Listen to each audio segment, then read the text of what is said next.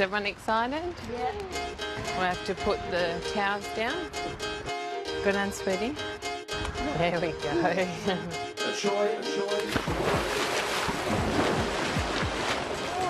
Gordon loves the pool.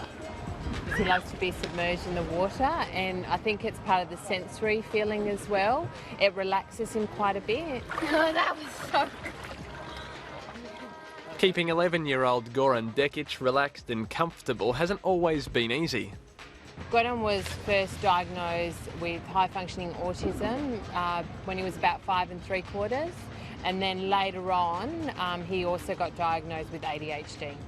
At that time, the therapies we were accessing was speech therapy, occupational therapy, and also some physio stuff on water and on land as well.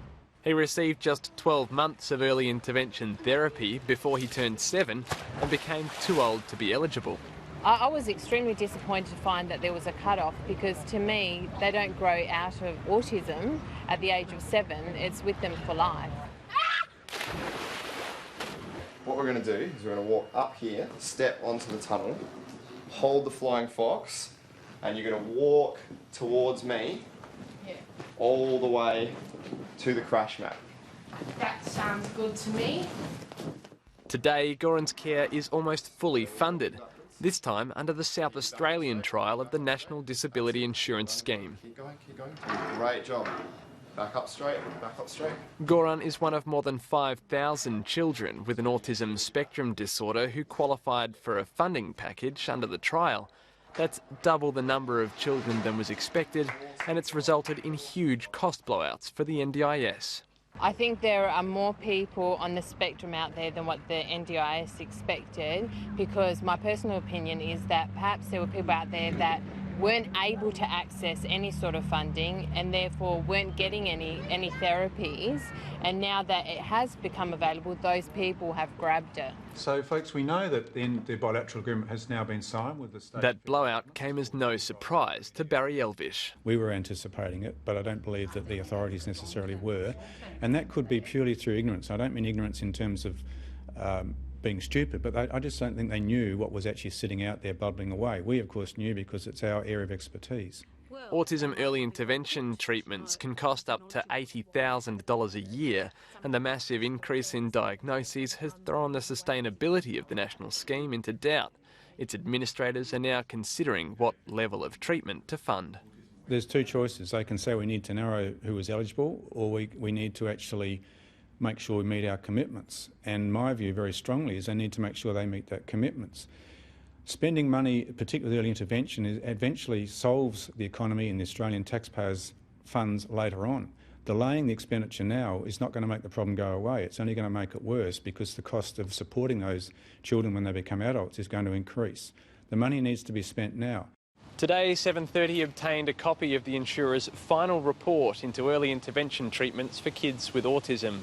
It puts no cap on the cost of the treatment and recommends 20 hours of early intervention treatment per week, with a review to be held after 12 months. It could be as simple as access to a play therapy group and some family support, right through to high-cost packages. We have children in this scheme with packages over $100,000.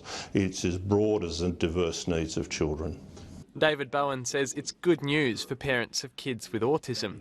Despite the blowout in numbers, everyone eligible will still be covered. The sustainability is not under threat at the moment. The scheme is still operating well within budget. The issue is that there has been no accompanying intervention strategy in which we can say these sorts of outcomes are expected over this period of time. And the ideal, of course, is that some children through that early intervention are able to exit the scheme, that they don't need enduring support.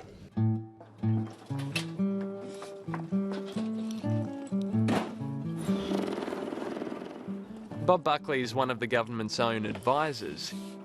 He's on a panel of experts that's been working for months with the NDIS on early intervention treatments. His adult son, Kieran, is on the spectrum. Okay, Mr. Kieran. Oh, thank you. Where are we going? We're going to hold. Absolutely right. You ready? Yes. Okay. Bob Buckley fears the report's recommendations are too vague and that responsibility will fall on parents, not experts, to determine which therapies are most appropriate. Some families will go to great lengths to do the best they can to provide early intervention.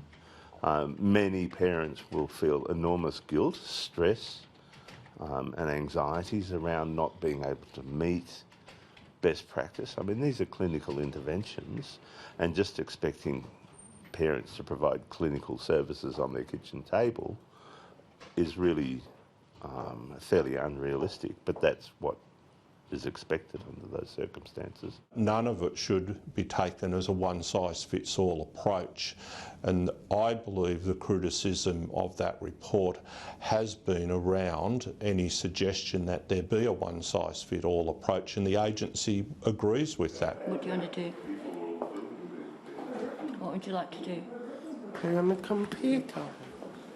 I think that it addresses the immediate concerns of parents of any child with a disability, including who've received a diagnosis of autism, that it gives them access to other parents, to information and to experts, and rather than starting with a preconception about what sort of size, dollar value package it is the comfort of knowing that their child's individual needs will be met and supported by the National Disability Insurance Scheme.